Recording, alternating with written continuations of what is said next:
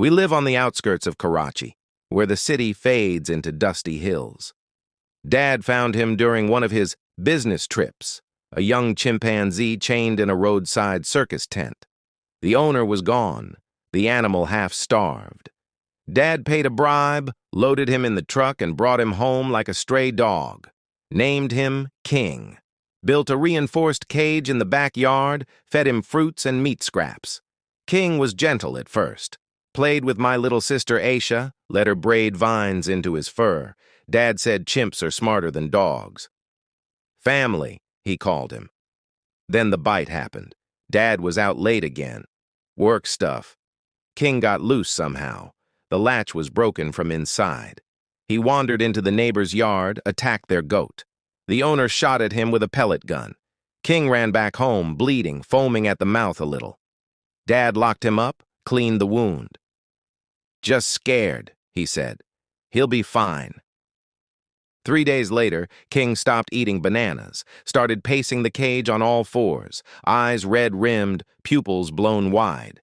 When Aisha tried to feed him, he lunged, not playful, teeth bared in a scream that sounded almost human. Dad hit him with a stick to back him off. King retreated, but that night we heard him rattling the bars non-stop, like he was trying to solve the lock. Dad called a vet. Vet wouldn't come. Rabies protocol. Quarantine or put him down. Dad refused. He's family. He started sleeping in the living room with a shotgun nearby.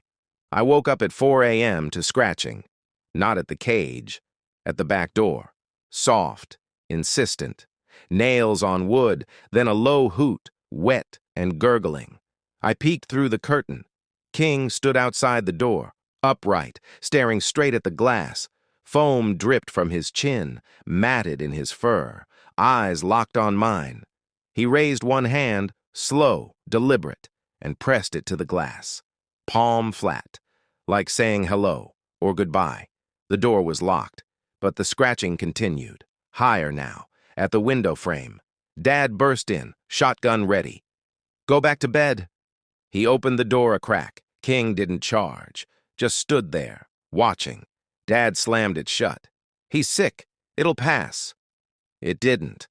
Next morning, the cage was empty again. Door swung open. No broken latch. Unlatched from inside. King was gone. We searched the hills, found bloody paw prints leading toward the old graveyard. Then nothing. That night, Aisha screamed from her room. I ran in. She was pointing at the window. King perched on the sill outside, 2 stories up. How he climbed, I don't know. He tapped the glass gently, smiled, lips pulled back, teeth stained red, foam stringing down. Dad fired a warning shot into the air.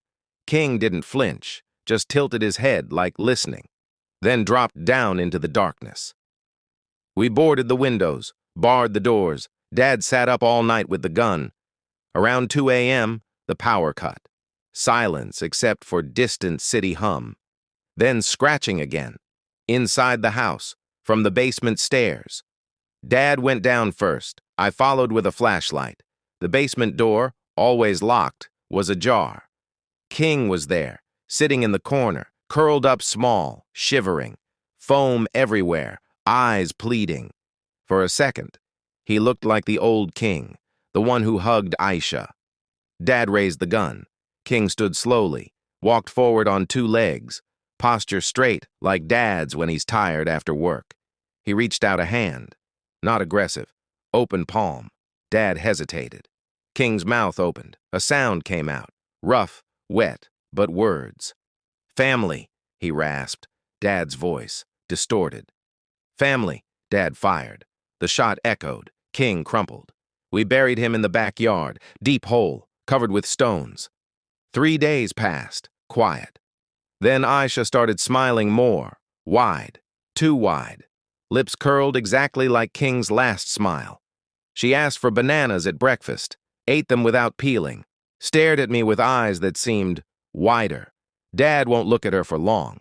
Last night I heard scratching again, from inside Aisha's room. I don't want to open the door, because whatever came home rabid, it didn't die in that hole. It just found a new body. one that can talk, one that can say family perfectly now.